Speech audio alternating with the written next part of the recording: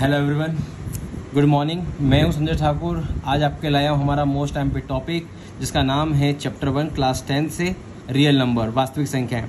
Generally इस chapter में जैसे कि आज तारीख 15 हो चुकी है और 21 तारीख से एग्ज़ाम चलने वाली, रुक जाने की, सप्लीमेंट्री भी आने वाली है। मैं चाहता हूं कि ऐसे most MP question class 10th वालों के लिए मैथ्स के, जो कि सबसे ज़्यादा एग्जाम में पूछे जाते हैं, उसमें से एक मेथड का नाम है प्राइम फैक्टराइजेशन मेथड, यानी कि अभाज्य गुणनखंड विधि। इस एग्ज़ाम में अक्सर इस टाइप के एक सवाल कंफर्म आते हैं। तो हमारा आज का पहला सवाल है, आपको 12, 15 और 21 का एलसीएम और एचसीएफ निकालना है इसी अभाज्य गुणनखंड विधि द्वारा, यानी कि प्राइम फैक्टराइजेशन मेथड द्वारा। तो करना कुछ नहीं दोस्तों, बिल्कुल स्लो सिंपल तरीके से बताता हूँ आपको मैं कि इसको सॉल्व करते कैसे हैं।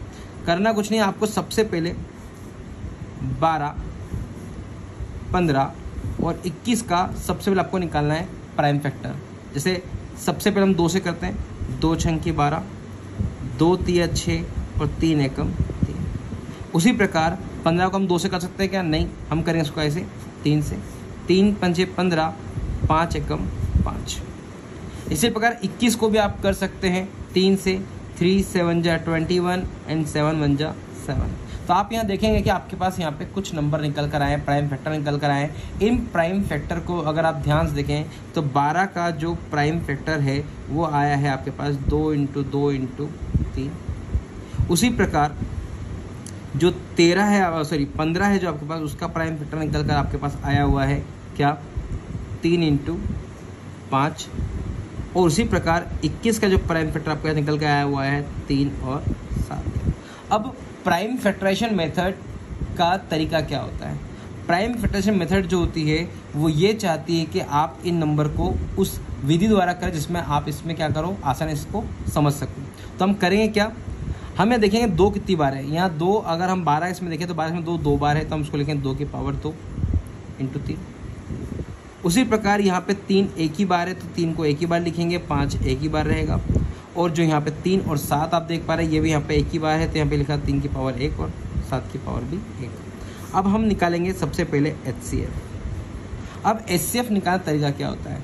इन नंबरों में अगर आप ध्यान से देखें, मैं स्पेशली आपको बात कर रहा हूँ इन नंबरों की, ठीक है? तो इन नंबरों में सबसे कॉमन नंबर क्या दिख रहा है आपको? तो कॉमन हम देखें तो यहाँ पे सबसे कॉमन नंबर जो हमें दिख रहा है वो दिख रहा है 3, ठीक है? तो यहाँ पे 3 तीनों में कॉमन है। तो यहाँ पर हमारा जो एचसीएफ होता है वो हमेशा क्या होता है? छोटा होता है। तो यहाँ पे 3 की पावर सब में छोटी, ऑलरेडी सभी 3 छोटे ही हैं, तो यहाँ पे 3 ही क्या होगा, आपका आंसर हो जाएगा। लेकिन जो एलसीएम होता है, ठीक है, एलसीएम सबसे बड़ा होता है, इसीलिए हमें करना ये होगा कि यहाँ पे जो भी नंबर कॉमन है उसको हम एक बार लिखेंगे, और जो नंबर यहाँ पर अलग अलग बार है उसे हम लिख देंगे। जैसे कि फॉर एग्जांपल यहाँ पर आप देख पा रहे हैं 3 यहाँ पे एक ही बार है। अच्छा, यहाँ 2 कितनी बार है? 2 बार है। करना कुछ नहीं, ज़्यादा कन्फ्यूज़ नहीं होना है। जो नंबर कॉमन है वो एक बार लिखाएगा, और जो नंबर आपका बच गया है वो आपका लिखाएगा। जैसे यहाँ पे आपके पास 2 बार बच चुका है, तो हम सबसे पहले छोटे नंबर से शुरुआत करेंगे।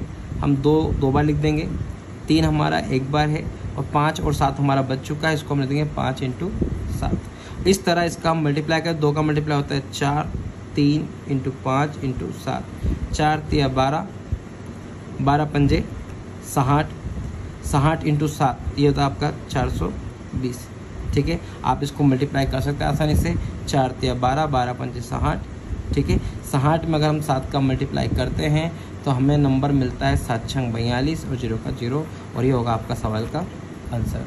तो आप इस तरह हमारे वीडियो को देखने के लाइक करें, सब्सक्राइब करें। Thank you so much.